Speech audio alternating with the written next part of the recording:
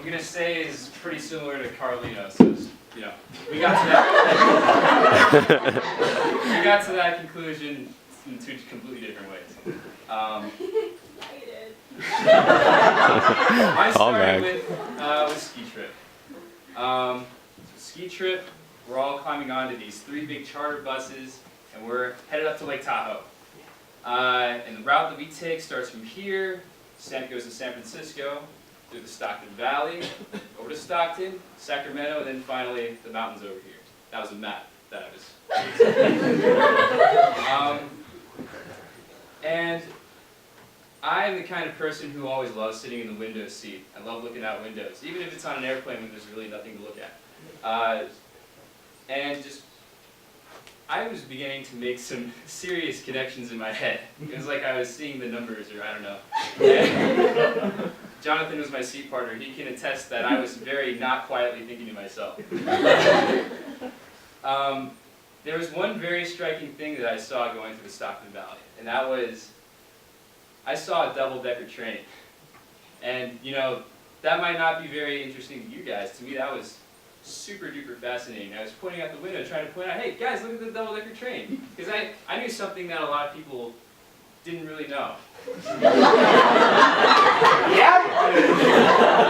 It was that double-decker train was only invented 30 years ago because some dude invented the high-strength axle.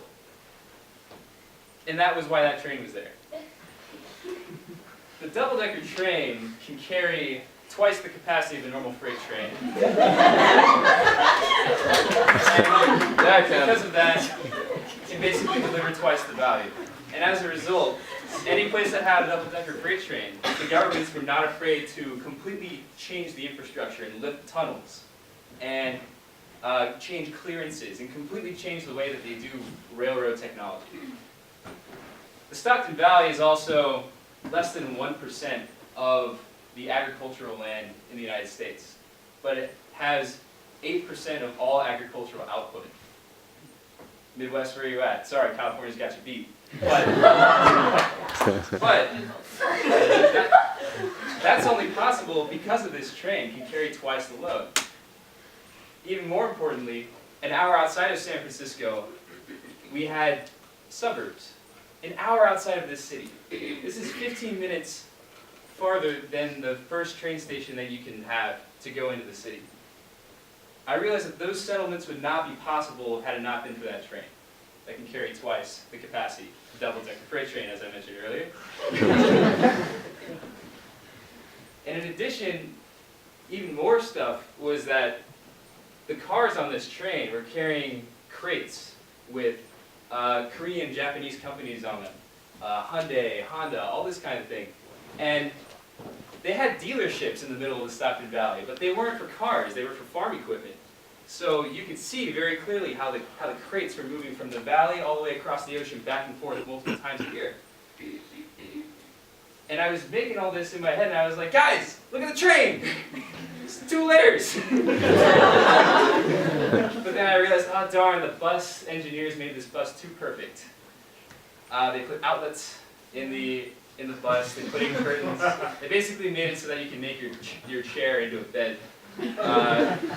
And the purpose of that bus engineer is to make that bus ride as comfortable as possible.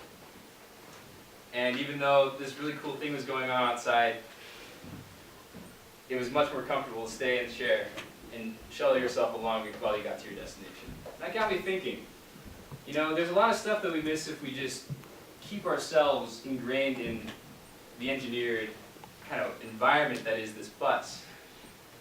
Engineered environments can cause us to miss a lot of things. I'm sure you know what I'm talking about. I'm talking about this university. There's a lot of things that the engineers have kind of asked you to do, or kind of make you do without you realizing it. Like the halls in this very dorm are just wide enough for 2 people to walk by each other. This theater has all the seats facing forward to face me, who's telling you how theater works. And then, of course, there's the 69 majors.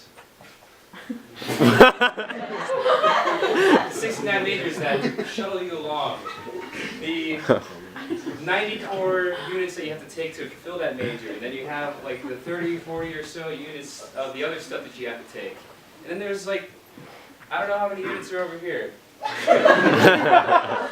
Depends on how crazy you are. 20 units a quarter. But there's really not that much room over here. And this stuff is only classes that you take outside of your major. And that's kind of makes you go along a certain path without you realizing how much stuff is really out there. You miss stuff like the high-strength axle. I find that interesting. But it goes without saying that there's so much more available for us to learn than what is available at the university. Stuff like marine engineering, military strategy, many, many things that are in the world that we can learn and become experts at are not stuff that we can actually become experts at just going along a major track at this university. So that is why I am proudly stating that I'm going to be taking as close to the minimum units as I can next quarter. Yeah! Because I'm not willing to miss that stuff.